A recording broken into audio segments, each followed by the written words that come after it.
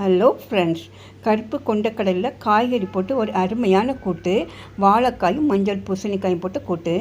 ஒரு வாழைக்காய், அப்புறமா 100 கிராம் அளவுக்கு மஞ்சள் பூசணிக்காய். இதை ஃபஸ்ட்டு தண்ணியில் வேக விடணும். அது வேகட்டும். இதை ஃபஸ்ட்டில் போட்டு வேக விடுங்க. வத்தல் பொடி காரத்துக்கு தகுந்தவாறு போட்டுக்கோங்க. நான் 1 டேபிள் ஸ்பூன் போட்டிருக்கிறேன். நீங்கள் எவ்வளோ காரம் யூஸ் பண்ணுவீங்களோ அதுக்கு தகுந்தவாறு போட்டுக்கோங்க. அப்புறமா 1/2 டீஸ்பூன் மஞ்சள் பொடி அதிலே சேர்த்துக்கோங்க. நைட்டு ஊற வச்சு வேக வச்சு வச்சுருக்கிற கருப்பு கொண்டக்கடலை ஒரு 100 கிராம், அதில் தேவையான அளவு உப்பும் போட்டுக்கோங்க. இந்த 3 சேர்ந்து எல்லாம் சேர்ந்து நல்லா வெந்து வரட்டும்.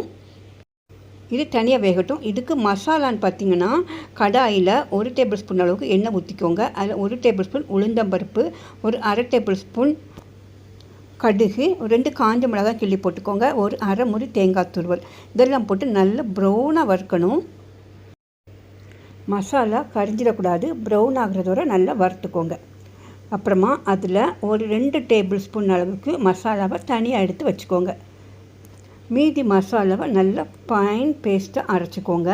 நம்ம அதுதான் இது மாதிரி தனியாக எடுத்துக்கோங்க. மற்ற மசாலாவை அரைச்சி அந்த வெந்துட்டு காயெல்லாம் சேர்த்து மிக்ஸ் பண்ணிக்கோங்க.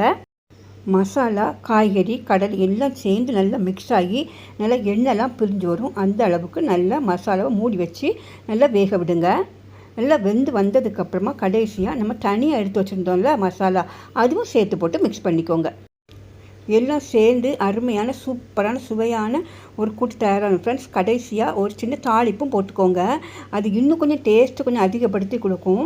கண்டிப்பாக இதே மாதிரி ட்ரை பண்ணி பாருங்கள். நம்ம சேனலை சப்ஸ்கிரைப் பண்ணிக்கோங்க ஃப்ரெண்ட்ஸ். பிடிச்சிருந்தால் லைக் பண்ணிக்கோங்க ஃப்ரெண்ட்ஸ். ஓகே, பாய், தேங்க்யூ.